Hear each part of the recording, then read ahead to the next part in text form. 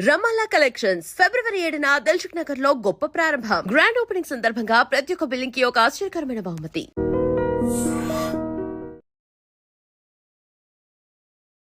నమస్కారం. Welcome to I dream. ధర్మ మార్గం విత్ విజిత కార్యక్రమానికి స్వాగతం.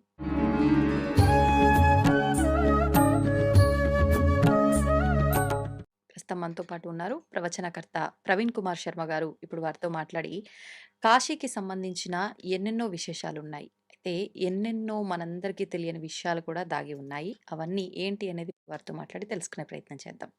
నమస్కారం అండి. నమస్తే అమ్మా. ఎలా ఉన్నారు? బాగున్నాను. మీరు ఎలా ఉన్నారు? అవునా తల్లి. ముఖ్యంగా కాశీనగరం అంటే ఈ యుగం అంతమైనా కూడా కాశీనగరం మాత్రం చెక్కు చెదరకుండా ఎలా ఉందో అలానే ఉంటుంది అని చెప్పి కొన్ని విషయాలు వింటూ ఉంటాం.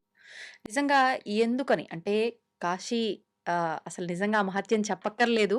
అయినప్పటికీ ఎందుకు? అంటే అలాంటి క్షేత్రాలు ఎన్నో ఉన్నాయి. అంత మహిమాన్వితమైనవి ఉన్నాయి. తక్కువవి ఉన్నాయి, ఎక్కువున్నాయి. దేవుడి విషయంలో మనం తక్కువ, ఎక్కువలు మాట్లాడకూడదు. కానీ ఎందుకు అనే రీజన్ గూడా ఉండే ఉంటుంది. ఏంటి ఆ రీజన్? తప్పకుండా తల్లి. దీనికి యుగాంతము కాదు. ప్రళయ కాలంలో. హ్మ్. యుగం తర్వాత విషయం ఏంటంటే ఇప్పుడున్న యుగం కలియుగం కదా! ఇప్పుడు 5127 సంవత్సరాలు జరిగింది.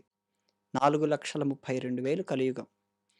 4,32,000 తర్వాత మళ్ళీ కృతయుగం వస్తుంది. అప్పుడు ఇక్కడున్న ఆలయాలన్నీ ఉంటాయి. హ్మ్. వాటికేం ఇబ్బంది లేదు. ఏవైతే అప్పుడు అంటే అన్ని ఆలయాలు ఉంటాయి. అన్నీ ఉంటాయి. ఆహా! ఏవైతే పాపాత్ములు ధ్వంసం చేసి వాటిని నాశనం చేశారో అవన్నీ భూగర్భంలోకెళ్ళిపోతాయి. హ్మ్. పాపాత్ములందరినీ శంబల అనే నగరంలో కల్కి ఆవిర్భవించి వాళ్ళందరినీ సంహారం చేస్తారు. మంచి హ్మ్. వాళ్ళందరూ నెక్స్ట్ యుగంలోకొచ్చేస్తారు. ఓహ్! దాదాపు అప్పుడు 4,25,000 సంవత్సరాల తర్వాత మంచి వాళ్ళుండే వాళ్ళందరూ కృతయుగంలోకొచ్చేస్తారు. ఆహాహా! ఎవరైతే పాపం చేసిన వాళ్ళున్నారో, అప్పుడు తప్పులు చేసే వాళ్ళున్నారో వాళ్ళందరినీ ప్రత్యక్షంగా సంహరిస్తూ వెళ్ళిపోతారాయన. అప్పుడున్న ఆలయాలు, ఈ పరిస్థితి అన్నీ గూడా ఉంటాయి. హ్మ్. ప్రళయ కాలంలో ప్రళయకాలం అంటే అప్పుడు ఈ సృష్టి అంతా మునిగిపోతుంది. ఇప్పుడు మనం ఉండేటువంటి భూగోళం కాకుండా ఇతర లోకాల్లో ఉండేటువంటి లోకాలు గూడా మునిగిపోతాయి. అప్పుడు కూడా కాశీ ఉంటుంది. హ్మ్. ఇప్పుడు చూస్తున్న ఆ పడవలు, ఆ మనుషులు, ఆ రోడ్లు అవి ఉంటాయా? కాదు. కాశీ అనేది ఒక దివ్య భూమిక. మనకు కనపడని ఒక రకమైనటువంటి కాశీ విధానం ఉంది. హ్మ్. సామాన్యమైన వ్యక్తులు చూడలేరు. 1980 అంతకంటే ముందు బ్రహ్మశ్రీ తాడేపల్లి రాఘవనారాయణ శాస్త్రి గారని చెప్పి ఆయన కాశీకెళ్లారు. ఆ! ట్రైన్‌లో వెళ్తున్నారు. ట్రైన్‌లో వెళ్తుంటే కాశీ దగ్గరికి రాగానే ఆయనకు పెద్ద జ్యోతిర్లింగం కనపడింది. హ్మ్. మనం ఫ్లైట్‌లో వెళ్తుంటాం. అక్కడ చూస్తాం మనకేం కనపడదు. కాశీ అనేది ఒక ఎయిర్‌పోర్ట్‌లో దిగుతాం. కారు బుక్ చేసుకుంటాం. గుడికెళ్తాం చూసొస్తాం. ఆయన ట్రైన్ ఇంకా కొద్ది దూరంలో కాశీ, వారణాసి రైల్వే స్టేషన్ ఉందనగానే పెద్ద జ్యోతి కనపడింది. ఆహాహా! మనలాంటి వాళ్ళకి కనపడుతుంది. ఆయన ఆ జ్యోతి కనపడగానే చెప్పులు విప్పేసి, ఇంత పెద్దటి జ్యోతిర్లింగంలోనా నేను చెప్పులేసుకొని అడుగు పెడుతున్నదని చెప్పులు కాల్లోనే రైల్వే ట్రైన్‌లో. స్టేషన్‌లోనే వదిలిపెట్టాడు. ఆ రైల్వే స్టేషన్‌కొచ్చాక కూడా ఆయన జ్యోతి కనపడుతూనే ఉంది. ఆ! అడుగు పెట్టట్లేదు. అప్పుడు ఆయన రోజు ఉపాసన చేసే బాలమ్మ ఆ జ్యోతంతా మారిపోయి అందులో నుంచి ఒక అమ్మవారు "రా నాయనా అడుగుపెట్టు" అని పిలిచింది. అబ్బా! హ్మ్. అప్పుడు ఆయన అడుగు పెట్టగలిగాడు. అంతవరకు ఆయన స్థానమే అడుగే పెట్టలేకపోయాడు. ఇంకా రైల్వే స్టేషన్‌లోనే ఉన్నాడు. హ్మ్. అలాంటి యోగ పట్టణం అది. అది జ్యోతి స్వరూపంగా ఉంటుంది. భౌతికంగా ఎన్నైనా కూల్చొచ్చు. అదే ఆలయం ఎన్నో సార్లు ధ్వంసమైంది భౌతికంగా. కానీ అభౌతికంగా దివ్య జ్ఞానం కలిగినటువంటి యోగులు ఈ రోజుటికి ఆ ఆలయాన్ని మొదట ఎలా ఉందో ఇప్పటికి అలాగే దర్శిస్తూ ఉంటారు. అది ఎప్పటికీ ధ్వంసం కాదు అని అర్థం తల్లి. అంటే అక్కడున్న జ్ఞానము, ఆ యోగులు మాత్రం మిగిలుంటారు అనా? యోగులు కాదు అక్కడుండేటువంటి జ్యోతి స్వరూపం. జ్యోతి స్వరూపం. మనం కూడా ధ్యానం అంటే ఒక చేస్తే రకంగా ఆ పరమాత్మ అనే అర్థం ఇక. పరమాత్మ స్వయంగా ఎప్పటికి వెళ్ళిపోడక్కడ. హ్మ్. ఎప్పటికీ ఉంటాడు. హుహు. కాశీలో ఒక తీవ్రమైన కరువొచ్చింది. ఆ కరువొస్తే శివుడు దాన్ని వదిలిపెట్టి ఎళ్ళలేకపోతున్నాడు. కాశీని విడిచి ఉండలేకపోతున్నాడు. హ్మ్. ఊర్ధ్వలోకాల్లో నుంచి రాజులొచ్చి, "స్వామి మీరు కొద్ది రోజులు కైలాసంలో ఉండిరండి. హ్మ్. ఈ కరువును మేము తీరుస్తాం. మేము తీర్చేస్తాం. మేము ఇక్కడ అన్ని సర్దుబాటు చేస్తాం. ఒక్క 2 నెలలు మీరు కైలాసంలో ఉండిరండి" అంటే ఆయన ఒప్పుకోలేకపోయాడు. ఆ! చాలా కష్టంగా కైలాసానికెళ్ళొచ్చారు. అలా కాశీ అనేది శివుడికి స్థిర నివాసం. ఎల్లప్పుడూ ఉండేటువంటి భూమి. ఆ! ఆ భూమిలో కొంచెం సాధన చేసిన వారు చూసినా శివుడక్కడ కనపడతాడు. హ్మ్. ఆ లింగాలు మారిపోతూ ఉంటాయి. కానీ అక్కడుండేటువంటి స్థానం ఒక క్షేత్రము లేదా ఒక శక్తిపీఠము, ఒక జ్యోతిర్లింగము అన్నామంటే ఆ లింగం కాదు ప్రధానం. స్థానం చాలా ప్రధానం. మనం శక్తిపీఠాలు, జ్యోతిర్లింగాలు చూస్తాం. అలాంటి స్థానాల్లో లింగాలు మారిపోతూ ఉంటాయి. కానీ స్థానం ఉంటుంది కదా! హుహుహు. ఇప్పుడు మనం కాశీ తీసుకుందాం. కాశీ జ్యోతిర్లింగం. అక్కడే శక్తిపీఠం కూడా ఉంది. అదే జ్యోతిర్లింగాన్ని అనేక మంది అనేక సార్లు ధ్వంసం చేశారు. కానీ మనం ఇప్పటికి జ్యోతిర్లింగం అనే పిలుచుకుంటున్నాం. ఎందుకు? పోయింది గదా! జ్యోతిర్లింగాన్ని ధ్వంసం చేశారు గదా! లింగము, రాయి అనుకుంటే. హ్మ్. జ్యోతి లింగం. ఆ జ్యోతి స్వరూపంగా లింగం నిరంతరం ఉంటుంది. ఎల్లప్పుడూ అంటే ఉంటుంది. మనకు కనిపిస్తున్న ఆ భౌతిక ఆకారం లింగ రూపంలో ఉన్నది పోయినప్పటికీ, అందులో ఉన్న ప్రకాశం అలానే ఉంటుంది అని. ఉంటుంది. అవునమ్మా. ఆ ఓకే. భూమికాది. ఆ హ్మ్. మట్టికా శక్తి. ఆ మట్టినే క్షేత్రం అని పిలుస్తున్నాం. ఆ హుహుహుహు. క్షేత్రం ఎల్లప్పుడూ ఉంటుంది. అది ఈ ప్రళయకాలం అయిపోయినా సరే ఆ క్షేత్రం ఉంటుందని అర్థం. హ్మ్. శివుడు ఆ సందర్భంలో తన త్రిశూలాన్ని చెక్కి త్రిశూలం పైన పట్టణాన్ని నిలబెట్టి ఉంటాడు అని అర్థం తల్లి.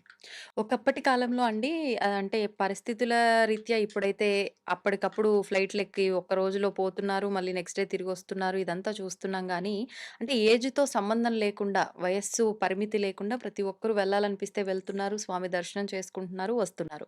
ఒకప్పటి కాలంలో పూర్వపు రోజుల్లో మాత్రం కాశీకి వెళ్ళాలంటే ఖచ్చితంగా అన్ని బాధ్యతలు అయిపోయి, అంటే పిల్లల పెళ్ళిళ్ళు అన్నీ అయిపోయి, ఇంక మేము బాధ్యతల నుంచి విముక్తి పొందాము అనుకున్న వాళ్ళు తప్ప మిగతా వాళ్ళు వెళ్ళటానికి లేదు. ఇదే ఒక రూల్ అన్నట్టుగా ఉండేది. నిజంగా ఆ రూల్ ఉందా? అసలు ఇప్పుడెందుకు మరి ఆ రూల్ బ్రేక్ అయింది? ఏంటి? గ్రామాల్లో ఆ రూలు దాదాపు పాటించేవారందరూ. హ్మ్. దానికి ఉన్న ముఖ్య కారణం ఏంటంటే తల్లి, ఉదాహరణకు మనమే హైదరాబాద్‌లో ఉన్నాం. ఇక్కడి నుంచి కాశీకి 1000 కిలోమీటర్లు. ఇక్కడి నుంచి మనం గ్రామాలు పట్టుకొని నడుస్తూ, అడవులు పట్టుకొని నడుస్తూ వెళ్తే 3, 4 నెలలు పైనే పడుతుంది. ఈ 3, 4 నెలలు మళ్ళీ తిరిగి రావటానికి అంతే సమయం. అక్కడ వాళ్ళు తనివి తీరా శివుడిని సేవించుకొని రావాలంటే కనీసం సంవత్సరం నుంచి 2 సంవత్సరాలు ఈజీగా పడుతుంది. అబ్బా! హ్మ్. ఈలోపు ఇక్కడ కుటుంబ సభ్యులేమవుతారు? ఇంకా పెద్దవాళ్ళనుకోండి, అంటే 50 పైన దాటిన వాళ్ళు మనంత స్పీడ్‌గా నడవలేరు. హ్మ్. హ్మ్. రోజుకి 5 కిలోమీటర్లు చాలా ఎక్కువ. అవును. అది నడిచేసరికి మధ్యాహ్నం అవుతుంది. హ్మ్. తినాలి, సేద తీరాలి. మళ్ళీ కొంచెం కిలోమీటర్, 2 కిలోమీటర్లు నడవాలి. ఎక్కడైనా సత్రం వస్తుంది. తినాలి, పడుకోవాలి. ఆ! ఇంత ప్రాసెస్‌లో వెళ్ళటానికి సంవత్సరం పట్టినా ఆశ్చర్యపోనక్కర్లేదు. అవును. లేదా 2 ఏళ్ళు పట్టినా ఆశ్చర్యపోనక్కర్లేదు. ఇదే వయసులో ఉన్న వాళ్ళకి బాధ్యతలుంటాయి, పిల్లలుంటారు, కుటుంబం ఉంటుంది. ఈ వ్యవస్థలన్నీ దృష్టిలో పెట్టుకొని అది రూల్ కాదు. అప్పుడు వాళ్ళు పెట్టుకున్న విధానం అంతే. రూల్ అయితే కాదు. హ్మ్. పర్టిక్యులర్‌గా ఇది పాటించాలనేదైతే ఎవరు లేరు. చిన్న పిల్లవాళ్ళు గూడా కాశీకెళ్ళేవారప్పుడు. ఆహా! రామానుజుల వారి జీవిత చరిత్రలో చూస్తే వారు విద్యాభ్యాసంలోనే కాశీకి వెళ్ళిన సందర్భం ఉంది. కాశీకి వెళ్తుంటే ఆయన పైన దాడి జరగటం, ఆయన పక్కకొచ్చేయటం అది మళ్ళీ వేరే సంగతి. చిన్న వయసులో ఉండేవాళ్ళు గూడా కాశీకి ప్రయాణం అయ్యేవారు. ఆ! కాశీలో అప్పుడు ఎక్కువ కాలం ఉండి 9 రోజులని కొంతమంది, 9 నెలలని కొంతమంది, 9 ఏళ్ళని కొంతమంది, 9 ఏళ్ల నుంచి ఉన్నవాళ్ళున్నారు. ఇక జీవితాంతం అక్కడే ఉందామని కొంతమంది, వర్క్ ఫ్రమ్ కాశీ అని చేసేవాళ్ళు కొంతమంది. ఓహ్! వర్క్ ఫ్రమ్ కాశీ చేసేవాళ్ళున్నారమ్మా. హ్మ్. అలా పెట్టుకున్న వాళ్ళు వాళ్ళ జీవితాన్ని ఇక్కడుండేటువంటి ఈ లైఫ్‌తో అటాచ్‌మెంట్స్ అంతా తొలగించుకొని, అక్కడి లైఫ్‌తోనే అటాచ్‌మెంట్ పెంచుకోవటం కోసం హ్మ్. శివుడిని, కాలభైరవుడిని, విశాలాక్షిని, అన్నపూర్ణమ్మని సేవిస్తూ నిరంతరం అక్కడ ఉండేవాళ్ళు ఉంటారు. అందుకోసం ఏంటంటే వయసు రీత్యానే చెప్పారు. హుహుహుహు. అంటే వెళ్ళి రావటానికి ఒక 50 ఏళ్ల పైనున్న వ్యక్తికి 5, 6 ఏళ్ళు పడుతుంది. 5, 6 ఏళ్లలో ఇక్కడ కుటుంబం, ఇక్కడ వ్యవస్థ, ఇంకా ఏం చేసేవారంటే పేపర్ పైన సంతకాలు గూడా పెట్టేవారు. ఎందుకండి? ఆస్తి లావాదేవీలా? ఆ! ఆస్తి విషయాల్లో పోతే వస్తాడో రాడో ఇంకా అని. అంతే. పూర్తి స్థాయిగా సంతకాలు గూడా పెట్టేవారు. హుహు. తిరిగొచ్చిన వాళ్ళకి మహారాజు సన్మానం గూడా చేసేవారు. అబ్బా! ఆ హ్మ్. గంగా జలంతో ఊర్లంతా ప్రోక్షణ చేయించేవారు. అవును. స్వయంగా మొదటగా మహారాజే ప్రోక్షణ చేసుకొని ఊరంతా గూడా చల్లించుకునేవారు. అంటే హ్మ్. తిరిగొచ్చిన వాళ్ళకి చాలా పెద్ద వేడుక చేసేవారు. కాశీ నుంచొచ్చారు. ఇదెప్పుడో కాదు. హ్మ్. కరెక్ట్‌గా ఒక 50, 60 ఏళ్ల కిందట సంఘటనే. ఇప్పటికైనా కాశీకి వెళ్ళి వచ్చిన వాళ్ళకి అంటే ఇంత రిస్క్ లేని సందర్భాల్లో వెళ్ళొచ్చినప్పటికీ ఖచ్చితంగా వాళ్ళకి నమస్కారం చేసుకొని, వాళ్ళ ఆశీర్వాదం తీసుకోవడము ఇలాంటివి గూడా జరుగుతున్నాయి. పాటిస్తున్నారు. ఉన్నాయి. ఉన్నాయి. ఇది హ్మ్. సామాన్యమే. ఇప్పుడు కాశీకి వెళ్ళటం వరకు బావుంది. వెళ్ళిన తర్వాత అక్కడ ఖచ్చితంగా గంగా స్నానం. ఇంక మన నెత్తిపైనున్న భారమంతా ఒక రకంగా పాపాలు అంటూ ఉంటారు. పాపాలు తొలగిపోతాయి, నశిస్తాయి ఒక్కసారి ఆ నదిలో మనం మునకేస్తే అని అంటూ ఉంటారు. ఏంటి ఆ విశిష్టత గురించి? గీత, గంగ, గాయత్రి. ఈ మూడింటిలో ఏది పట్టుకున్నా మళ్ళీ మనం పుట్టం తల్లి. గీతని పట్టుకున్నా పుట్టం, గాయత్రిని పట్టుకున్నా పుట్టము, గంగని పట్టుకున్నా హ్మ్. పుట్టము. ఈ గంగలో పాపాలనొక్కటే కాదు, మోక్షాన్ని ఇవ్వగలిగినటువంటి శక్తి కూడా ఉంది ఆ హ్మ్. నదికి. కనపడేటువంటి భౌతికంగా ఆ శక్తి ఎంతో ఉంది. ఆ! అక్కడ మామూలుగా అందరూ వెళ్తారు. స్నానం చేస్తే కాదు. సంకల్పం చెప్పుకొని స్నానం చేయాలి. ఆహా! అంటే ఆచమనం చేయాలి. ఆ! ఆ నదిని పూర్తి స్థాయిగా దేవతగా భావించాలి. మునకలు మాత్రమే వేసి రావాలి. హ్మ్. ఈతలు కొట్టటం, సబ్బులు రాసుకోవటం, బట్టలు ఉతికేయటం షాంపూలు పెట్టుకోవడం. ఇలాంటివి అసలు చేయకూడదు. హ్మ్. అదప్పుడు నది కాదు.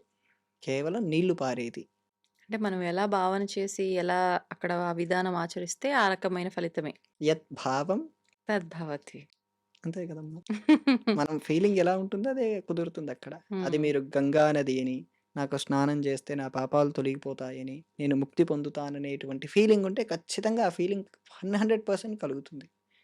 ఇది హుహు. నిజమని నిరూపించుకోవటానికి కూడా చాలా సైంటిఫిక్ ఆధారాలున్నాయి. ఆ! 1890లో కొంతమంది విదేశస్థులు అసలు గంగా నదిని హిందువులు ఎందుకు పుణ్య నదిగా భావిస్తున్నారు? దీన్ని పాపాలు పోగొడతాయంటున్నారు. వాళ్ళెన్నో రకాలైన కలుషితాలు కలుపుతున్నారు. అసలు దీంట్లో ఉండేటువంటి శక్తి ఏమిటని చెప్పి కొన్ని మిషన్స్ పెట్టి పరిశీలన చేశారు. ఆ! ఎంతో రకాలైనటువంటి ప్రాణభయంకరమైనటువంటి విషవ్యాధులు ఉండేటువంటి వాటిని కూడా ఆ నీళ్ళలో కలిపి చూసారు. ఆ నీళ్ళు వెంటనే వాటిని సంహారం చేస్తుంది. హ్మ్. అర్థమైందమ్మా? అంటే ఎంత మహత్యం. ఆ నీటిలో సహజంగా ఆ శక్తి ఉంది. హ్మ్. ఇదెక్కడ హిమాలయాల్లో గంగోత్రి అనే ప్రదేశంలో పుట్టి అనేక రకాలైనటువంటి ఔషధ మొక్కల్ని తాకుతూ అనేక వేల మైళ్ళు ప్రయాణం చేస్తూ వస్తున్న దాంట్లో ఆ సహజంగా ఆ శక్తి ఉండటం వల్ల పాశ్చాత్యులు దీని గురించి ఒక 20, 30 మంది కలిసి ఒక పెద్ద రీసెర్చ్ ఆర్టికల్స్ రాశారు దీని గురించి. హ్మ్. అంటే మనం నమ్మేది ఏదో మూఢనమ్మకం కాదు. దీని వెనుక సరైనమైనటువంటి విశ్వాసమే ఉంది. ఈ విశ్వాసానికి వెనుకున్నటువంటి శాస్త్రీయమైన కోణం గూడా ఉందని చెప్పి దీనికొక పద్ధతి వాళ్ళు నిరూపణ చేశారు. కానీ ఇంత గొప్పతనం ఉంది గానీ, మనం అక్కడికి వెళ్లి నది స్నానం చేస్తేనే తప్ప, కాశీ నుంచి మనం ఆ గంగా జలాన్ని ఇంటికి తీసుకొచ్చుకోకూడదు అని గూడా ఒక విశ్వాసం ఉంటుంది. నిజమే తల్లి. ఎందుకనండి? అక్కడుండేటువంటి నీళ్ళకు అది విధానం అది. అక్కడుండే నీళ్ళు మాత్రమే. ఓన్లీ కాశీలో కాశీలో. ఉండే ఆ ఆహా! నీళ్ళలో ఏంటంటే అక్కడ పక్కనే హరిశ్చంద్ర ఘాట్ అని, అక్కడే మణికర్ణికా ఘాట్ అని ఈ శవదహనాలు చేసి శవాలు దాంట్లోకి విసిరేస్తూ ఉంటారు. ఆ! సగం కాలిపోయిన తర్వాత కొన్నిసార్లు విసిరేస్తారు. కొన్నిసార్లు అక్కడే అస్థికలు కలుపుతారు. అవును. ఆ అస్థికలు కలిపే ప్రదేశంలో ఏంటంటే, వాళ్ళ అస్థికలు మనం తీసుకొచ్చిన దాంట్లో వచ్చాయనుకోండి, హ్మ్. అందరూ కాశీకెళ్ళి ఏం చేస్తారు? అస్థికలు కలుపుతారు గదా! ఆ అస్థి మనం తీసుకొచ్చిన దాంట్లో ఉంటే ఏమవుతుంది హ్మ్. ఏమవుతుందండి? తెలుసా? అసలు అస్థికలు ఎందుకు కలుపుతారు? ఈ ప్రశ్న వేసుకుంటే ఇది తెలుస్తుంది. హ్మ్. ఎందుకు కలుపుతారంటే, ఒక శవాన్ని దహనం చేసిన తర్వాత, దాన్ని తర్వాత అస్థి సంచయనం అని చేస్తారు. అంటే కాలిపోయిన ఎముకలన్నిటిని ఒక హ్మ్. కుండలో పెట్టుకుంటారు. 11 రోజు అయిపోయిన తర్వాత వాళ్ళు పుణ్య నదుల్లో కలపటం కోసం తీసుకెళ్తారు. అవును. ఆ ఎముక ఏదైతే ఏ నీళ్ళలో అయితే ఉంటుందో హ్మ్. అన్ని లక్షల సంవత్సరాలు లేదా అన్ని వేల సంవత్సరాలు వాళ్ళు స్వర్గంలో ఉంటారు. లేదా వాళ్ళ ఇష్టమైన లోకాల్లో ఉంటారు. ఇది ఆ! ముఖ్యమైన విషయం. హుహుహు. ఆ ఎముక కరగటం ఎప్పుడైనా చూసారా మీరు? ఆహా! ఎముక ఎప్పుడైనా కరుగుతుందా? గోరు, ఎముక ఎప్పటికీ ఎప్పటికీ కరగనివి. కాదు కరుగుతాయి. కరుగుతాయా? ఎప్పటికీ కాదు కరుగుతాయి. ఆ! అరుగుతాయి గానీ కరగడం గూడా ఉంటాయా అండి ఉంటాయి. ఎముక? ఆ! కానీ చాలా ఏళ్ళు పడుతుంది. హుహు. కనీసం కాశీలోనే ఈ ఎముకలు కలపటం చేస్తే ఒక 1000-2000 ఏళ్ళు పడుతుంది కరగటానికి. ఓహో! మనం ఆ నీళ్లు తీసుకొనొస్తే ఒక ఎముకో లేదో ఒక వాళ్ళ చితాభస్మము దీనిలో కలిసిందనుకోండి. హ్మ్. వాళ్ళకు మనం వాళ్ళు ప్రాప్తి పొందేటువంటి నుంచి పక్కకు తప్పించిన వాళ్ళమవుతాం. ఆ! అందువలన ఏం చేసేవారు? అప్పుడు అది మనకు దోషంగా మారుతుంది. మారుతుంది. ఎందుకంటే ఆహా! దాంట్లో ప్రేతం కలుస్తుంది కదా! ఓకే. దాని నుంచి ఏం చేసేవారంటే ఆహ్, కాశీకి వెళ్ళిన వారు తప్పకుండా ప్రయాగ కూడా వెళ్లి రావాలి. మరిప్పుడు మనం అందులో మునకేసినప్పుడు మాత్రం ఆ అస్థి మన అందులో రాదు. కలిసిపోయిన రాదు. నీళ్ళల్లోనే మనం మునకేస్తున్నాం గదా! అప్పుడు వర్తించనిది మనం బాటిల్‌లో తెచ్చుకొని మనం చల్లుకున్నంత మాత్రాన తప్పేముందండి? మీరు దాని లోపల ఉండేటువంటివన్నీ తీసుకొచ్చుకుంటున్నారు. హుహుహు. అవునా? కాదా? అంటే మునిగితే మనకున్నయి వదిలేస్తాము. బాటిల్‌లో పట్టుకొచ్చుకుంటే లేనివి తెచ్చుకుంటున్నాము అని. తెచ్చుకుంటున్నాం. అందుకే ఏం చేసేవారంటే ప్రయాగకు వెళ్ళమని నిర్ణయం ఉంది. అక్కడి నుంచి ప్రయాగకు వెళ్ళేవారు. ప్రయాగలో గంగా, యమున, సరస్వతి సరస్వతి. 3 కలిసే ప్రదేశంలో నుంచి తీసుకొచ్చేవారు. హుహుహు. అక్కడి నుంచి తెచ్చుకోవచ్చు. అక్కడి నుంచే తెచ్చుకోవాలి. ఓకే. ఈ నది ఇక్కడ మళ్ళీ అస్థికలు కలపటం అదంతా దూరంగా జరుగుతుంది. మనం స్నానం చేసే ప్రదేశాల్లో ఇదంతా జరగదు. అవును. అది వేరే పక్కన జరుగుతుంటుంది. మనం తీసుకునే ప్రదేశము వేరుగా ఉంటుంది. హ్మ్. అందువల్ల ఇక్కడ తెచ్చుకుంటారు. ఇప్పుడు మీరన్నట్లు అన్నీ ఆ ఘాట్లల్లో ఖచ్చితంగా శవదహనాలు అవి మళ్ళీ గంగా నదిలో అమ్మఒడిలోకి చేర్చడము ఇవన్నీ చూస్తూ ఉంటాం. హ్మ్. మహాశ్మశానం అని చెప్పి పిలుస్తూ ఉంటారు కాశీని. ఎందుకని అంటే ఎన్నెన్నో క్షేత్రాలున్నాయి. పర్టిక్యులర్‌గా మరణించిన వారి కోసం అని చెప్పి కొన్ని కొన్ని సెపరేట్‌గా అవి వేరే విధానాలున్నాయి. ఎందుకని విశేషంగా ఈ క్షేత్రంలో ఇంత విధానాన్ని ఎందుకని పెట్టడం జరిగిందంటారు? పశుపతినాథ్ దేవాలయాన్ని చూస్తే ఆ! భాగమతి నది ఒడ్డున గూడా ఇలా చేస్తారు కదా! అవునండి. అక్కడ గూడా ఇలానే చేస్తారు. దాన్ని కూడా వాళ్ళు అక్కడ మహాశ్మశానం అని గూడా ఇదే పిలుస్తారు. విధంగా గంగా హారతి, అక్కడ కూడా ఇదే విధంగా అది ఉత్తర కాశో, దక్షిణ కాశో ఏదో పిలుస్తారు. అవును. పిలుస్తారు. హ్మ్. వాళ్ళు కూడా ఇలాగే భావిస్తారు. అక్కడ గూడా ఆ నీళ్లు తీసుకోరు. ఆ హ్మ్. నీళ్లు కూడా తీసుకొని ఇంట్లికి చల్లటం లాంటివి ఆ భాగమతి నది నుంచి చెయ్యరు. హ్మ్. హ్మ్. గమనించారా మీరు? అంత ఐడియా లేదు. నేను వాటర్ తెచ్చుకోవడం గురించి గానీ, హ్మ్. సేమ్ ఇదే. ఇంకా ఉత్తర కాశీ, దక్షిణ కాశీగా ఈ 2 పిలువబడతాయి. ఈ 2 క్షేత్రాల్లో సిమిలర్‌గానే జరుగుతాయి వ్యవహారాలని మాత్రం తెలుసు. మహాశ్మశానం అనే పదానికి అర్థం ఏంటంటే మనోశ్మశానం అని అర్థం. మనసు పూర్తిగా శివుడిలో లయమయ్యే ప్రదేశం కాబట్టి దానికి మహాశ్మశానం అని పేరు. హ్మ్. ఆ పదానికి అర్థం అది. ఓకే. ఓకే. మిగతా ఎక్కడ అంత స్థాయి జరగదు. ఎందుకంటే ఈ ప్రపంచంలో, ఈ విశ్వంలో ఉండే సమస్తమైన దేవతలు కాశీలోనే ఉంటారు. దశమహావిద్యలంటారా? కామాఖ్య, అస్సాంలో ఉండే దేవతలు గూడా ఇక్కడే ఉన్నారు. హ్మ్. దశమహావిద్యల ఆలయాలు ఇక్కడే ఉన్నాయి. హ్మ్. నవగ్రహాలు, నవగ్రహాలందరూ శివలింగాల రూపంలో మనకు కాశీలో కనపడతారు. అవును. బృహస్పతేశ్వర ఆలయం, శుక్రేశ్వర ఆలయం అక్కడ అందరూ తవ్వి శివుడి కోసం తపస్సు చేసిన ఆలయాలన్నీ కాశీలోనే అవును. ఉన్నాయి. అష్టభైరవులు, గణపతులు, 56 56 గణపతులు.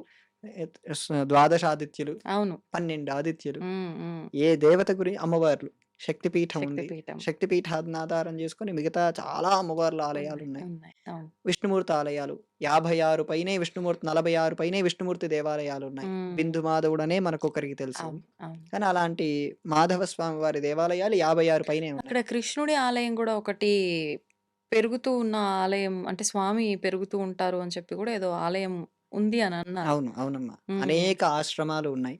అనేక మంది ఎవరు ఏం కావాలన్నా కాశీలోనే దొరుకుతాయి. హ్మ్. ఇంతటి వైభవం ఉంది కాబట్టే కాశీని మహాశ్మశానం అని ఇలా రకాలు పిలుస్తారు. ఇప్పుడు చాలామందండి అక్కడ మరణించిన వాళ్ళ చెవిలో స్వామి సాక్షాత్తు పరమశివుడే వచ్చి రామతారక మంత్రాన్ని బోధిస్తాడు అని చెప్పి, దానికి నిదర్శనంగా అక్కడ మరణించిన ప్రతి ఒక్కరికి చెవు పైకి లేసినట్టుగా ఉంటుంది అని చెప్పి, ఇవన్నీ కూడా చెప్తూ ఉంటారు. ఇదంతా వాస్తవమే అంటారా? వాస్తవమేనండి. హ్మ్. వాస్తవమా అని పరిశీలించటం కోసం రామకృష్ణ పరమహంస చూసాడిది. హ్మ్. ఆయన కాశీకి వెళ్ళినప్పుడు తారక మంత్రాన్ని శివుడు ఉపదేశిస్తున్నాడు ఏంటని జెప్పి ఆయన ధ్యాన భూమికలో వెళ్ళినప్పుడు అదంతా ఆయన శివుడు చనిపోయిన ప్రతి ఘాటు దగ్గరికెళ్ళటం, హ్మ్. ప్రతి ఒక్కరి చెవిలో తారక మంత్రాన్ని ఉపదేశించడం ఇవన్నీ రామకృష్ణ పరమహంస స్వయంగా చూసాడు. ఆహాహా! అంటే మనలాంటి సామాన్యులం అది పరిశీలన చేయలేకపోవచ్చు. హ్మ్. చెక్కలు పెడతారు, శవాన్ని తీసుకొస్తారు, చుట్టూ తిరుగుతారు, గంగా నదిలో స్నానం జేస్తారు, వెంటనే వెలిగిస్తారు, వీళ్ళెళ్ళిపోతారు. కానీ అదంతా పరిశీలన చేసి ఒక 2, 3 గంటలు ఉండగలిగితే అవన్నీ మనం గూడా గమనించొచ్చు. హుహు. అక్కడే కొంతమంది ఈ శవం పెట్టిన వెంటనే కొంతమంది తాంత్రికులొచ్చి ఆ శవం పైన కూర్చోవటం చూసారా? ఆహా! లేదు. శవం పైకి వచ్చి కూర్చుంటారు. వాళ్ళ సాధనలవి. ఇప్పటికినా? ఇప్పటికి. నేను మొన్న వెళ్ళినప్పుడు కూడా చూసానది. హుహుహు. దాన్నే శవ సాధన అంటారు. శవ చింతామణి వాళ్ళకు దానికి సంబంధించిన పద్ధతులేవో పెట్టుకున్నారు. చెప్తారు. హ్మ్. అంటే శవం పైన సాధన చేస్తే చాలా తొందరగా, శీఘ్రంగా సిద్ధిస్తుంది వాళ్ళ విద్యల్లో. ఓహ్! అందుకు అలా శవం అలా పెట్టిన వెంటనే దానిపైన కూర్చొనొచ్చి సాధన చేసేటువంటి తాంత్రికులు కూడా ఉంటారక్కడ. హుహుహు. హ్మ్. ఒక విద్య ఉండేదమ్మా. ఈ రోజుటికి అది పాటిస్తున్నారో లేదో తెలీదు గానీ మొన్న మాత్రం జరిగింది. కాశీని మహారాజులు పాలిస్తున్నప్పుడు 100 మంది 100 సెక్టార్స్ నుంచొస్తారు. ఫర్ సపోజ్ మీరున్నారు. యాంకరింగ్‌లో మీరు చాలా ఎక్స్‌పర్ట్. దానికి సంబంధించినటువంటి ప్రశ్నలన్నీ ఒక 10 రాస్తారు. చాలా డీప్‌గా ఉంటాయి ఆ ప్రశ్నలు. సామాన్యుడికి పై చదువుకున్న వాడికి అర్థం కావు. ఇంకొకతనున్నాడు. అతడు బాగా తర్కం అంటే లాజిక్‌గా ఆ విషయంలో చాలా బాగా చేయగలడు. ఆయన ఓ 10 ప్రశ్నలు రాస్తాడు. సామాన్యులకు అర్థం కావు. అలా 100 మంది 100 విద్యల్లో నుంచి ఆరితేరిన వారుంటారు. హ్మ్.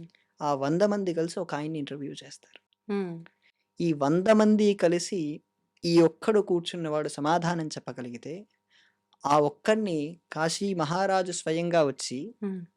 ఆయన ఒక గుర్రం పైన ఒక ఏనుగు పైన కూర్చోబెట్టి ఆయనకు స్వర్ణమాల మెడలో వేసి హ్మ్. కాశీ విశ్వనాథుడి దగ్గర తీసుకెళ్ళి దర్శనం చేయించి అందరి దర్శనాలు చేయించి ఆయన్ని కాశీ నగరమంతా తిప్పుతారు.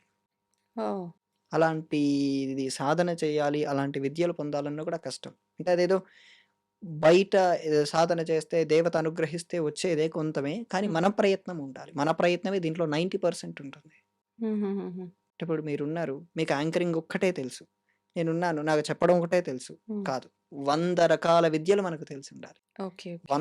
100లిట్లో పూర్తి స్థాయిలో అవగాహన ఉండాలి. అలాంటిది అక్కడ ప్రకాశించేది. పండితులు హుహుహు. దాంట్లో పాల్గొనడానికి చాలా ఉత్సాహం చూపిచ్చేవారు. అందుకే అక్కడ ఒక యూనివర్సిటీ గూడా ఉంది. చెప్పండి. కాశీ విశ్వవిద్యాలయం. ఓహో! అంటే అక్కడ ఈ విద్య నేర్పిస్తారా? ఆ! కాశీ విశ్వవిద్యాలయం ఉండేదక్కడ హ్మ్. ఒకప్పుడు. ఆ విద్యల్లో ఇలాంటివి పాల్గొనడానికి అనేక మంది చాలా చాలా దూరాల నుంచి వచ్చేవారు. ఓహోహో! హ్మ్. అంటే ఇంకా ఇలాంటి రహస్యాలు ఎన్నో దాగి ఉన్నాయి కాశీ నగరము అనగానే. ముఖ్యంగా ఇప్పుడు ఈ కాశీ యాత్ర అనేది ఒక కాశీకే వెళ్ళాము, దర్శించుకున్నాము, ఇంక అయిపోయింది అన్నట్లుగా కాకుండా, కాశీకి, రామేశ్వరానికి ఒక సంబంధం ఉంటుంది. కాశీకి వెళ్ళి ముందర రామేశ్వరం వెళ్ళాలి. లేదంటే రామేశ్వరం వెళ్ళి కాశీకొచ్చి మళ్ళీ రామేశ్వరం వెళ్ళాలి. ఏదో మెలిక ఉంటుంది మొత్తానికి నాకు సరిగ్గా అవును. గుర్తులేదు. అవును. అలా అయితేనే కాశీ యాత్ర సంపూర్ణమైనట్లు అని చెప్పి అంటూ ఉంటారు. ఇంకొకటి అక్కడ నదిలో జలమో, ఇసుకో తీసుకొచ్చి ఇక్కడ, ఇక్కడ తీసుకొచ్చి అక్కడ కలపటమో ఏదో చేస్తారు. అప్పుడే సంపూర్ణమవుతుంది అని చెప్పంటారు. ఇది ఎందుకని? చెప్తాను. ఇక్కడి నుంచి మనం ప్రయాణం చేసి మన దగ్గర రామేశ్వరమే కాబట్టి రామేశ్వరంలో ఇసుక తీసుకొని సముద్ర స్నానం చేసి రామేశ్వర స్వామిని దర్శనం చేసుకొని బావుల్లో స్నానం చేసి ఆ ఇసుక పట్టుకొని కాశీకి వెళ్ళి అక్కడ స్నానం చేసి అక్కడ కలపకుండా మీరన్న ప్రయాగలో కలపాలా? కరెక్టే అమ్మా. కరెక్టేనా అండి? కరెక్టే. ఆ! అక్కడ కలపాలి. ఓకే. అక్కడి నీళ్లు తీసుకొచ్చి ఇక్కడ రామేశ్వర స్వామికి అభిషేకం అంటే చేయాలి. వెంటనే జరగాలా? ఒకే యాత్రలో ఆలస్యంగా అయినా ఇవి జరగాలా? మన దగ్గర తెచ్చిపెట్టుకుంటే ఆలస్యంగా అయినా చేయొచ్చు. ఓకే. ఇప్పుడు ఫ్లైట్‌లో అవకాశం ఉంది కాబట్టి. హ్మ్. హ్మ్. ఇప్పుడు అక్కడ ఇసుక తీసుకొని, జాగ్రత్తగా పెట్టుకొని, ప్రయాగ వెళ్ళి కాశీ వెళ్ళాలి. కాశీ వెళ్ళాలి. గంగా స్నానం చేయాలి. అవన్నీ చూసి మళ్ళీ అక్కడి నుంచి ప్రయాగ వెళ్ళి ప్రయాగలో కలిపితేనే కుదురుతుంది. హుహు. హ్మ్. ఇదంతా జరిగితేనే సంపూర్ణమవుతుంది. సంపూర్ణమవుతుంది. ఇది నేనేదో నోటి మాటతో చెప్పటం గాదు. కంచి పరమాచార్య స్వామి వారు ఇది 1940, 20, 1930 ఆ ప్రాంతంలో ఈ విషయాన్ని ఆయన స్వయంగా చేసి చూపించారు. హుహుహు. హ్మ్. ఆయన స్వయంగా అక్కడ ఇసుకని తీసుకొని, దాచిపెట్టుకొని, కొన్ని సంవత్సరాల తర్వాత ప్రయాగలో వెళ్లి కలిపారు. వెంటనే కలపలేదు. ఇప్పుడు ఇసుక వరకు తీసుకొచ్చి మనం వెంటనే కాశీ వెళ్ళడానికి కుదరలేదు అంటే ఇంట్లో పెట్టుకుంటే పర్వాలేదు. పర్వాలేదు. మరి మీరు కాశీలో గంగా జలాన్ని ఇంట్లో పెట్టుకోవద్దు. అందులో ఏమన్నా అస్థి అవును. అవి ఏమన్నా ఉంటే ప్రమాదము, అవును. దోషంగా మారుతుంది అన్నారు. కాశీకి వెళ్ళి మళ్ళీ వెంటనే రామేశ్వరం వెళ్ళటం కుదరక ఆ జలాన్ని అంటే కాశీ నుంచి తేవట్లేదు గానీ మనం ప్రయాగ నుంచి. కానీ చాలామంది నమ్మేది కాశీ నుంచే తేవాలి అని జెప్పి. అలా తెచ్చిపెట్టుకున్నప్పటికి గూడా దోషమే ఉంటుందా? దోషం అనటం కంటే, పక్క వాళ్ళకు ముక్తినిచ్చేది మనం లాగినట్టుంటుంది. అది దోషం కింద పరిగణించం. హ్మ్. దోషం కాదు గానీ, పక్కవాడికి ముక్తొచ్చేది మనం లాగేసినట్టుంటుంది. ఓకే. ఓకే. మనం స్నానం చేయటం వేరు. హ్మ్. మనం అవి తీసుకొచ్చుకోవటం వేరు. నేను నీళ్లు తాగటం వేరు. నేను నీళ్లు తీసుకెళ్ళిపోవటం వేరు. హ్మ్. తేడా ఉందా? అవును. అవును. ఆ ఉంటుంది. తేడా అది దోషమని చెప్పలేము. దోషం కాదు. హ్మ్. అదమ్మా. ఇప్పుడు కాశీ అనగానే మళ్ళీ, మళ్ళీ వెళ్ళాలి అనిపించే అంటే వెళ్ళిన తర్వాత నిజంగా ఏదో భారమంతా దిగిపోయి, చాలా తేలిగ్గా బెలూన్ వదిలేస్తే ఎగిరినట్టుగా అనిపిస్తుంది తేలిగ్గా. అంటే నా ఫీలింగ్ అయితే అది అందరి విషయంలో ఎలా ఉందో తెలీదు గానీ, కానీ అలా వెళ్ళామా, చూసామా, వచ్చామా అన్నట్లుగా మిగతా క్షేత్రాలకు వెళ్ళినట్టుగా కాకుండా హడావిడిగా వెళ్తే ఖచ్చితంగా ఉండాలనిపించే క్షేత్రమే కాశీ. అయితే చాలామంది వెళ్ళి 2 రోజులో, 3 రోజులో ప్రశాంతంగా దర్శించుకొని స్పెండ్ చేసి రావడం కన్నా కొన్ని రోజుల పాటు అక్కడే ఉండాలి అని ఎక్కువగా ఆలోచించేవారుంటారు. 9 రోజులు కానియండి, 9 నెలలు కానియండి, తల్లి గర్భంలో ఎలా అయితే ఉంటుందో ఒక శిశువు, అలా ఉండాలి కాశీ క్షేత్రంలో అని చెప్పి అంటూ ఉంటారు. ఇది నిజంగా మన శాస్త్ర ప్రకారంగా, పురాణాల ప్రకారంగా ఉందా? లేదంటే ఎవరి అనువుగా వాళ్ళు నిర్ణయించుకున్నదా? అది అలా కొనసాగుతూ వస్తోందా? అష్టాదశ పురాణాల్లో స్కాంద పురాణం అని ఉంది. స్కాంద పురాణంలో కాశీఖండం అని అద్భుతమైన చాలా విస్తృతంగా ఉంటుంది. ఆ ఖండంలో మీరు చెప్పినటువంటి విషయాలుంటాయి. ఓహ్! 9 రోజులు సాధన చేస్తే ఒక ఫలితం. 9 నెలలు సాధన చేస్తే ఒక ఫలితం. సాధన అంటే క్షేత్రంలో మనం స్వామిని దర్శించుకొని, గంగా స్నానం చేసి నిదురిస్తే సరిపోదా? అంటే ప్రత్యేకించి ఇంకేమైనా చేయాలా? శివజపం చేయాలి. జపం ఖచ్చితంగా హ్మ్. చేయాలి. హ్మ్. సాధన అనే పదానికి అర్థం ఏంటంటే అక్కడ కాశీ వరకు గంగా స్నానం ప్రతిరోజు, శివదర్శనం ప్రతిరోజు, శివనామం నిరంతరం. ఇది సాధన. హుహుహు. అర్థమైందమ్మా? అంటే భోజన నియమాలు ఇలాంటివి కూడా ఏమన్నా ఉండాలా? యథావిధిగా మనం ఎలా తింటున్నామో ఏకాదశి అంతేనా? తప్ప మిగతా రోజంతా భోజన నియమాలు మామూలుగానే ఉండొచ్చు. ఏకాదశి ఉపవాసం అంటే ఉండేవాళ్ళు మన ఇంట్లో ఉంటే ఎలా ఉంటామో అక్కడ కూడా మనం అలా ఉండొచ్చు. కాశీలో ఉపవాసాలు లాంటివి ఎవరు పాటించరు తెలుసా మీకు? తెలీదండి. కాశీలో మధ్యాహ్నం 12:30, 1 అయ్యేసరికి ఆకలితో ఉన్న వాళ్ళని ఎవరిని చూడలేం. ఓహ్! ఈ ప్రపంచంలో ఎక్కడ అలాంటి అద్భుతం మనం చూడలేం. హ్మ్. ఈరోజు నాకు అన్నం దొరకలేదు అనేటువంటి యాచకుడు ఎవరు ఉండరక్కడ. హుహుహు. మధ్యాహ్నం 2 అయ్యేసరికి అందరి కడుపుల్లో అన్నం ఉంటుంది. హ్మ్. ఏకాదశి లాంటి నియమాలు పాటించిన వాళ్ళకి కూడా అన్నం దొరుకుతుంది. ఓహోహో! అప్పుడు అలాంటి క్షేత్రమే బావుంది. కదమ్మా మనకు అవును. కావాల్సింది. అవును. వాళ్ళకు అడుక్కోవాల్సిన అవసరం కూడా లేదు కదా అప్పుడు. హ్మ్. మధ్యాహ్నం అన్నం పెడుతున్నారు. రాత్రి టిఫిన్ పెడుతున్నారు. అవును. ఇంకేం కావాలి? మరిప్పుడు ఇలా ఈ కొంతకాలం అక్కడ ఉండి మనం ఈ జపము, ఈ ఆరాధన, ఈ దర్శన భాగ్యము ఇవన్నీ చేసుకోవటం వల్ల ఏంటండి ఫలితం? ఇష్టప్రాప్తి. ఫర్ అంటే సపోజ్ నేనున్నాను. నాకు ఓ మంచి ప్రమోషన్ రావాలి అనుకోని నేను కాశీకి వెళ్ళి ఓ 9 రోజులు, 9 రాత్రులు నిద్ర చేసి, ఒక ఒక రోజుకో 10,000 సార్లు శివజపం చేసి, రోజు విశ్వనాథ దర్శనం చేయటం, 2 పూటలా హ్మ్. అక్కడ గంగా స్నానం చేయటం ద్వారా నేను అనుకున్న పనులు జరుగుతాయి. మనసులో మానసికమైనటువంటి శక్తి సంకల్పం పెరుగుతుంది. మీరన్నటువంటి ఆ బర్డ్ వింగ్స్ ఒస్తాయి మనకు. పూర్తి హ్మ్. స్థాయిగా ఆధ్యాత్మికంగా మంచి ఉన్నతిని పొందుతాం. ఆహా! హ్మ్. మరి కాశీ అనగానే మనకి గంగా హారతి చాలా విశేషం. ఎందుకని? ఆ మొ నియమం ఏంటి? అంటే ఖచ్చితంగా ఈ సమయంలో ఎవ్వరెక్కడున్నా అలర్ట్ అయిపోతారు. అందరూ అక్కడొచ్చి కూర్చుంటారు. ఆ హారతిని చూడ్డానికి. నిజంగా చాలా కన్నుల పండుగగా ఉంటుంది. ఎందుకనండి? గంగని దేవత అని భావించి వాళ్ళు పూజ చేసి హారతిస్తున్నారు. హ్మ్. గంగని దేవత అని భావించినప్పుడు ఆ ఫీలింగ్ ఉంటే ఖచ్చితంగా బావుంటుంది. హ్మ్. మొట్టమొదటగా కాశీకి ఇలా గంగా హారతిద్దామని ప్రారంభమైంది కాశీలో కాదు. ఆ! హరిద్వార్‌లో. ఓహ్! హరిద్వార్‌లో ఎప్పటినుంచో అలా గంగమ్మని దేవతగా భావించి హారతిచ్చి పూజ చేసేటువంటి సంస్కృతి వాళ్ళకి ఎప్పటినుంచో ఉంది. హుహుహు. అక్కడి నుంచే ఇక్కడ ఇవ్వటం మొదలుపెట్టారు. మనం నేపాల్‌లో ఈ భాగమతి నదికి కూడా అలాగే చేస్తారు. అవునా? ఇటువైపేమో పశుపతినాథ ఆలయం. హ్మ్. మధ్యలో చిన్న నది. చాలా పెద్ద నది కూడా కాదు. చిన్న నది. హ్మ్. పక్కనే కొండలెక్కువగా ఉంటాయి. ఆహాహా! మీరు నేపాల్ వెళ్లారు గదా! అవునవును. పశుపన వెళ్ళినా. వెళ్ళినా. అది హ్మ్. చాలా కొండలు. అవును. ఎక్కడెక్కడి ఎటు నుంచో చూసినా కొండలే. దూరం నుంచి కూడా చూస్తారు ఈ హారతి. అవును. అప్పుడెలా? అప్పుడు హ్మ్. పశుపతినాథ్‌కి, ఆ భాగమతి నదికి ఏం చెప్తాం అప్పుడు? హ్మ్. ఓకే. ఓకే. అందుకే మనం ఇదే విషయాన్ని హ్మ్. రాజమండ్రిలో గోదావరి హారతి అని కూడా అవును. ఇస్తున్నారు. ఉంటుంది. అవును. అంటే అక్కడ కూడా ఎక్కడైనా సరే నదిని దేవత అని భావించినప్పుడు హారతిచ్చేటువంటి ఆ దృశ్యాన్ని హ్మ్. అక్కడనే కాదు, ఏదైనా అమ్మవారి గుడిలో హారతిస్తున్నప్పుడు అదే ఆనందం మనకు కలుగుతుంది. అవును. అలా అదే నదిని దేవతగా భావించేటువంటి తత్వం మనం పెంచుకోవాలి. ఆ హ్మ్. పెంచుకున్నప్పుడు ఆ విశేషం అందులో కనపడుతుంది. హ్మ్. ఆ కనపడినప్పుడే ఆ ఫీలింగ్స్ ఒస్తాయి. లేదంటే అక్కడ ఫారినర్స్ చూస్తూ ఉంటారు. వాళ్ళేదో ఇచ్చేటువంటి చేతులు స్టైల్‌గా తిప్పటం, ఈ పద్ధతులకే వాళ్ళు ఆశ్చర్యపోతారు గానీ, ఈ విషయాలు వాళ్ళకర్థం కావు కదా! ఆ! అయితే కాశీనగరంలో ఉన్న భైరవులు, కాలభైరవులు మనం అష్టభైరవులు అని చెప్పి ఇందాక మాట్లాడుకున్నాము. అయితే క్షేత్రపాలకుడిగా కాలభైరవుడు ఉన్నాడు. కాలభైరవ ఆలయంకి ముందర ఉండే ఆ గుండం నీళ్ళతో కూడి ఉన్నది ఏదైతే ఉందో, అంటే కొన్ని కొన్ని ప్లేసెస్‌లో ఒక్కొక్క దగ్గర అంతే తెలియకుండా రహస్యంగా ఉన్న భైరవ ఆలయాలు కూడా ఉన్నాయి. నేను వెళ్ళినప్పుడు విన్నదేంటంటే ఆహ్, ఎవరైనా దండయాత్రకొచ్చినా, లేకపోతే ఏదైనా కొన్ని పరిస్థితుల్లో ఎవరైనా దాడి చేయడానికొస్తే, సంహరించి దాంట్లో వేసేవారు అన్నట్లుగా కూడా కొన్ని విషయాలు నేను వినటం జరిగింది. ఇలాంటివి నిజంగా జరిగాయా కాశీనగరానికి సంబంధించి? అసలు ఈ భైరవుల యొక్క పాత్ర ఏంటి అక్కడ అష్టభైరవుల పాత్ర? అష్టభైరవుల కంటే అష్టభైరవులకు మూలమైన వాడు కాలభైరవుడు. హ్మ్.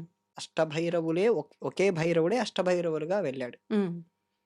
ఆ అష్టభైరవులు ఆవిర్భవించిన పద్ధతి ఒకసారి చూస్తే మీకిది అర్థమవుతుంది. హ్మ్.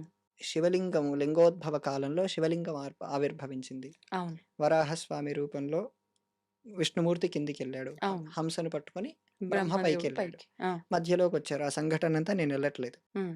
మధ్యలోకొచ్చారు. వచ్చినప్పుడు బ్రహ్మదేవుడు అబద్ధం చెప్పాడు. నేను నీ అంతు చూశాను అని. చూస్తే అప్పుడు దానికి సాక్ష్యంగా గోవుని, మొగలి పువ్వుని కూడా చూపించాడు. తర్వాత శివుడు చూడలేదు అని నిర్ధారించుకొని శివుడి శివుడిలో నుంచి ఈ ఉగ్రుడైనటువంటి కాలభైరవుడు బయటకొచ్చి శివుడు 5వ తలని తీశాడు. ఓహ్! శివుడు సంహారం చేయలేదు. హ్మ్. శివుడిలో నుంచొచ్చినటువంటి ఉగ్రమైన శక్తి అబద్ధం చెప్పినందుకు బ్రహ్మతలని. అబద్ధం చెప్పినందుకు ఉగ్రమైన శక్తి, శివుడిలో నుంచొచ్చిన శక్తి కాలభైరవుడు. ఆయన తీశాడు. సాక్షాత్తు శివుడే ఇంకా. శివుడే. శివుడే ఉగ్ర రూపంలో హ్మ్. వచ్చి అబద్ధం చెప్పినందుకు ఆ పై తలని తీశాడు. ఓహ్! అక్కడి నుంచి ఆయన తల తీసినప్పటి నుంచి ఆ తల చేతికి అంటుకొనుంది. ఆ చేతికి అంటుకొని ఆయన ప్రతి క్షేత్రాన్ని వెళ్తూ ఉన్నాడు. హ్మ్. ప్రతి క్షేత్రంలో స్నానం చేస్తున్నాడు. ఆ తల వెళ్ళిపోవటం లేదు. కాశీకొచ్చాడు. అన్నపూర్ణమ్మ దగ్గర అదే తలలో భిక్ష పట్టుకొని తిన్నాడు. హ్మ్. మీరు ఈ పిక్చర్‌ని చూసే ఉంటారు. ఇది అవును. కాశీలో జరిగింది. హ్మ్. అక్కడ తిన్నాడు. వెళ్ళిపోలేదు. అక్కడ స్థిరమైపోయాడు. ఆహా! అంతకంటే ముందు ఆయన బద్రీనాథ్ వెళ్లారు. దానికంటే ఆ యాత్ర తర్వాత బద్రీనాథ్ వెళ్లారు. బద్రీనాథ్‌లో బ్రహ్మకపాలం అనే ప్లేస్ ఉంటుంది. అక్కడ స్నానం చేయగానే ఆయన చేతికి ఆ తల ఊడిపోయింది. హ్మ్. అలా ఆయన ఒక్కొక్క ప్లేస్‌కి వెళ్ళినప్పుడు, ఒక్కొక్క స్వరూపాన్ని చూపించినప్పుడు, ఒక్కొక్క రూపం ఆవిర్భవించింది ఆయన లోపల నుంచి. ఆహాహా! ఆ రూపాలే 8 రూపాలుగా మారాయి. అవి రురు భైరవుడు, కాల భైరవుడు ఇలా రకాలుగా ఉన్నాయి.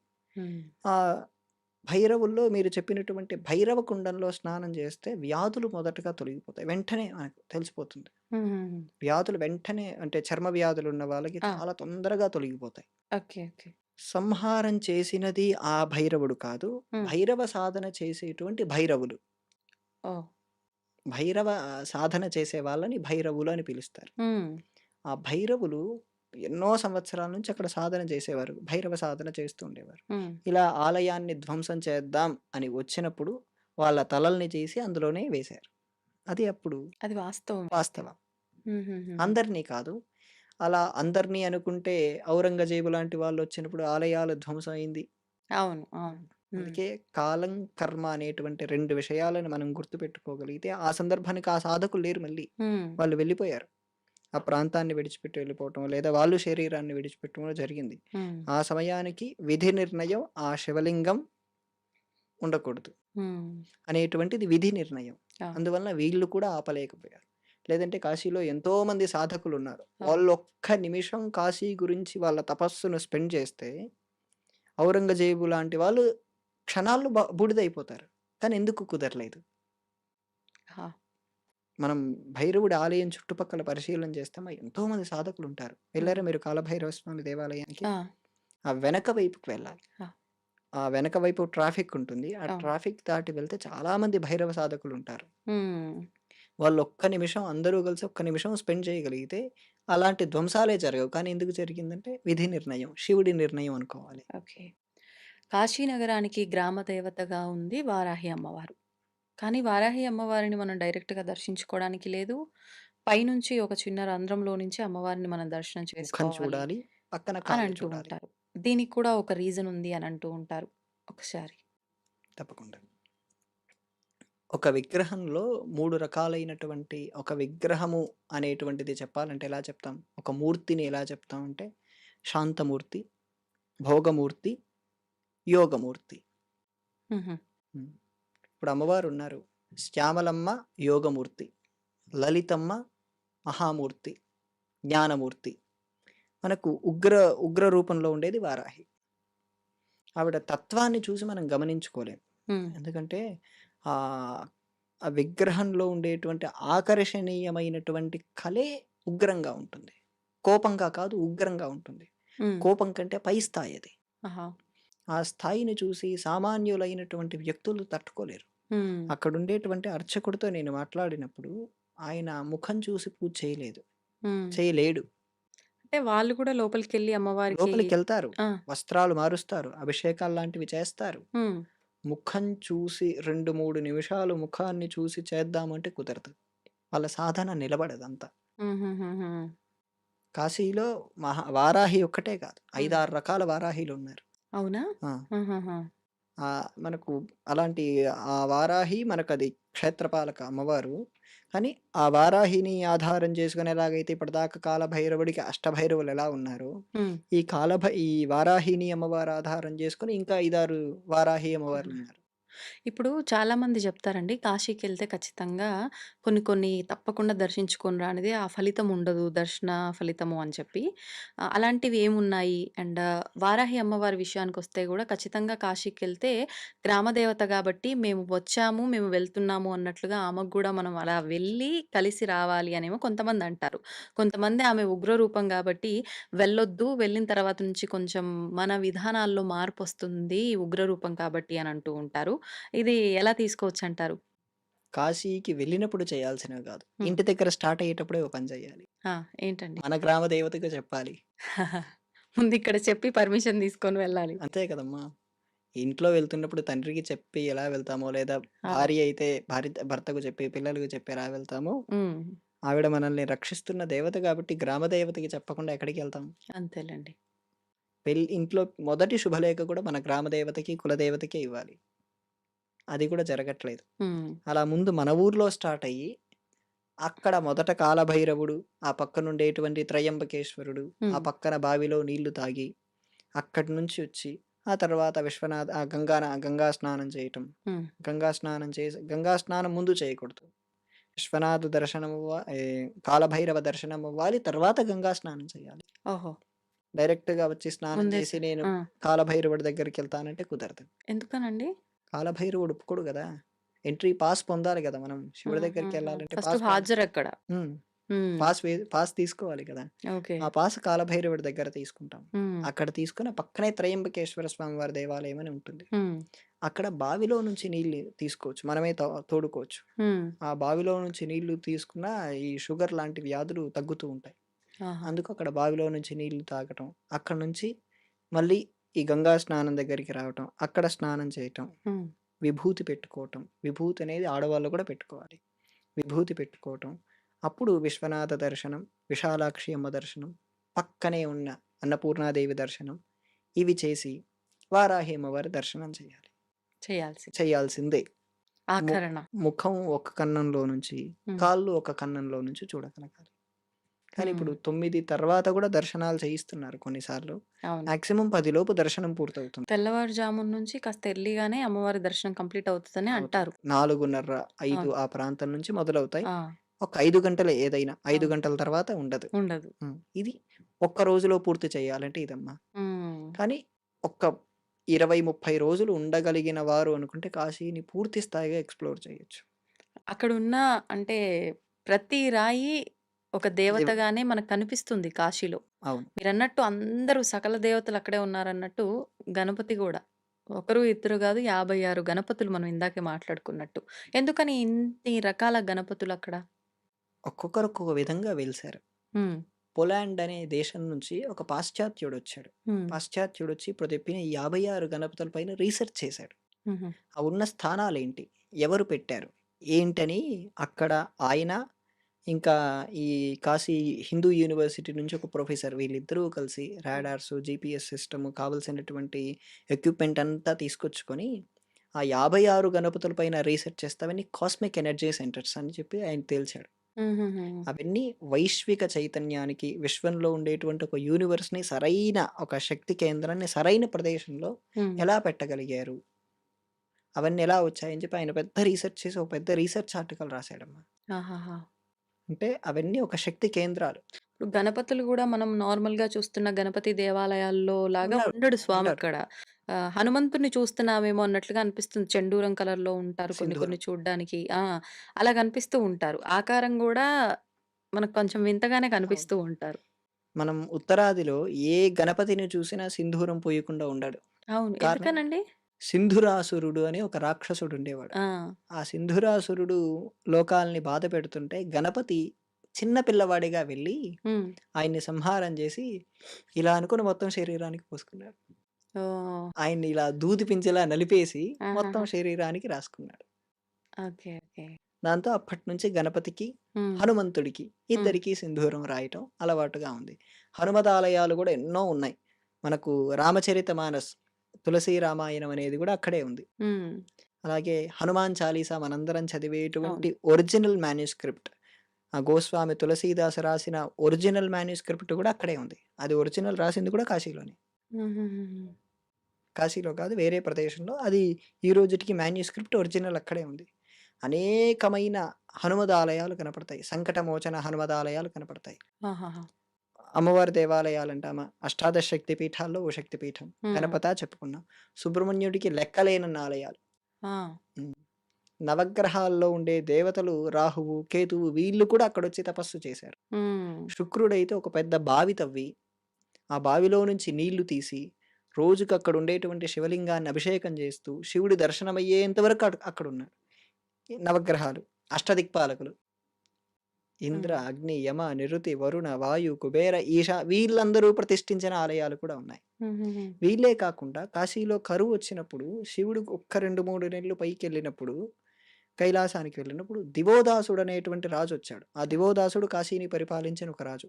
ఆ రాజులు ప్రతిష్ఠించిన దేవాలయాలు కూడా ఉన్నాయి. ఇవన్నీ కొన్ని కోట్ల సంవత్సరాల నాటి దేవాలయాలు. ఓహ్! సూర్యుడికి చెందిన 12 దేవాలయాలు ఉన్నాయి. కృష్ణుడి పుత్రుడైనటువంటి సాంబుడు హ్మ్. సూర్యుడిని ఈ కాశీ క్షేత్రంలోనే దర్శనం పొందాడు. ఆయన ఆహా! తపస్సు చేసి ఒక కుండం దగ్గర స్నానం చేసి హ్మ్. అక్కడే సూర్య దర్శనాన్ని అక్కడే పొందాడు. సాంబ పంచాశిక అనే ఒక 50 శ్లోకాల గ్రంథం సూర్యుడి పైనే రాశాడు ఇక్కడే కాశీ క్షేత్రంలో. హుహుహుహు. కృష్ణుడి పుత్రుడు. ఓకే. ఓకే. అలా కాశీ అనేది సమస్త విద్యలకి, సమస్త జ్ఞానానికి, అన్ని రకాల ఏ విషయం కావాలన్నా కాశీ వెళ్ళిపోవచ్చు.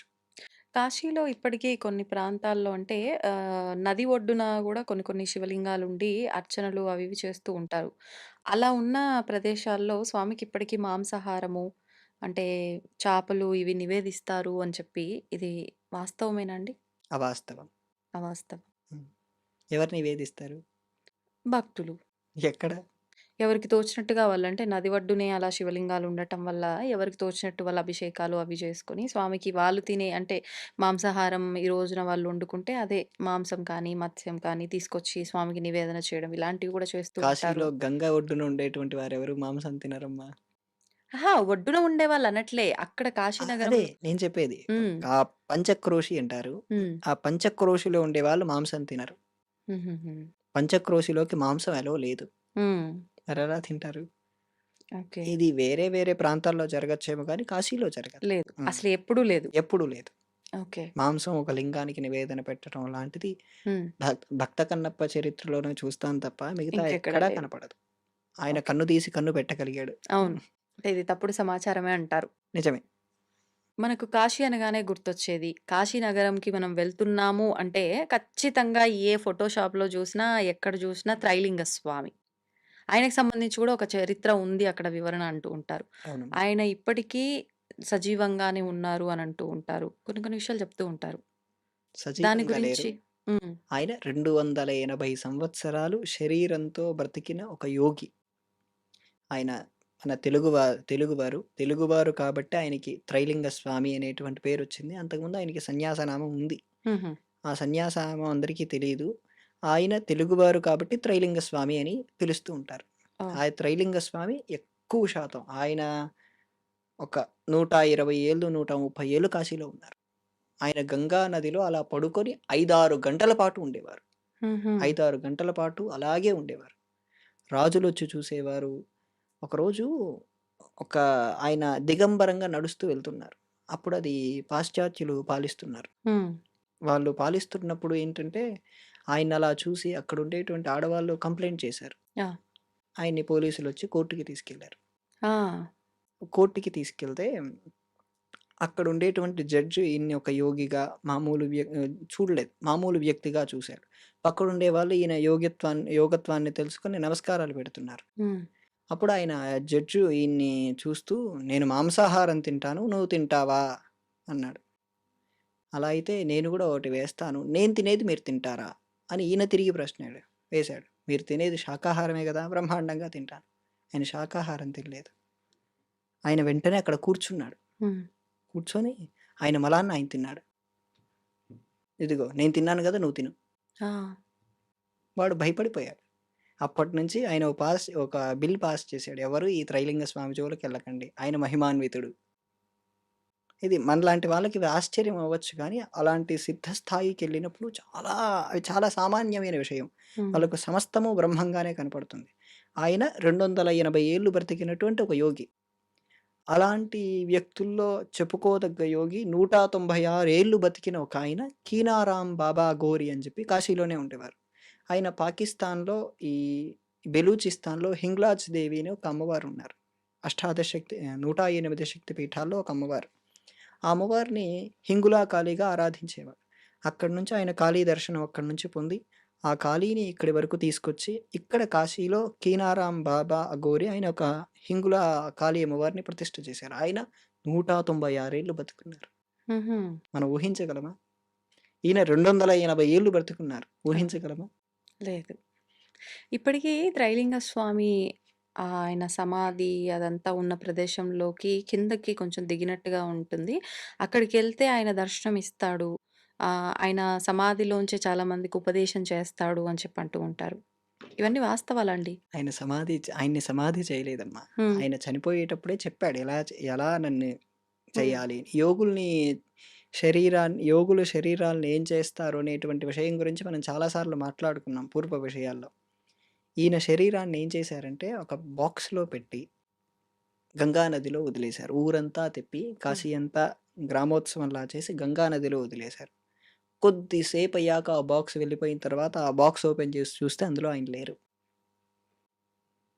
ఆ ప్లేస్‌లో గులాబీ రెక్కల్లో ఏదో పూల రెక్కలొచ్చాయని చెప్పి నదిలో వదిలేశారమ్మా ఆయన శరీరం. బాక్స్‌లో పెట్టొదిలేశారు. ఆ పూల రెక్కలు. విన్నా నేనిదేదో. పువ్వులు కనపడ్డాయి. ఆ! ఆ పువ్వులే ఆయన ఏ ఆశ్రమంలో అయితే ఉండేవాడో ఆ ఆశ్రమంలో పెట్టేసి అక్కడ ఓ సమాధి ఆ! కట్టారు. సమాధి కంటే అదొక ఆలయం కట్టారనుకోవాలంతే. కానీ ఆయన మళ్ళీ తిరిగి వస్తారు అని గూడా ఏదో చెప్పారు అనంటారు. అలా ఉందా? ఆయననే కాదు చాలామంది యోగులు ఇప్పుడు రావటానికి సిద్ధంగా ఉన్నారు. ఎందుకంటే దేశం చాలా క్లిష్ట పరిస్థితుల్లో ఉంది. రావాలని చాలామంది యోగులు సిద్ధంగా ఉన్నారు. హ్మ్. సరైన క్షేత్రం, సరైన బీజం కోసం వాళ్ళు ఆగి ఉన్నారు. హుహు. సిద్ధలోకాల్లో వాళ్ళున్నారమ్మా ఇప్పటికి. ఓకే. హ్మ్. మనకు కాశీ అంటే గుర్తొచ్చే గురువులు, యోగులు వీళ్ళేనా? ఇంకెవరైనా ఉన్నారా? అందరికీ గురువైన విశ్వనాథుడున్నాడు. అందరికీ ఆనందాన్నిచ్చేది. మహాగురువు. అంతే. మహాగురువు, మొదటి గురువు. అంతే. ఆయన్ని మించిన వారెవరూ లేరు. సంతోషమండి. చాలా చక్కగా వివరించారు కాశీ క్షేత్రానికి సంబంధించిన విశేషాలన్నీ కూడా. ధన్యవాదాలు. నమస్తే అమ్మ.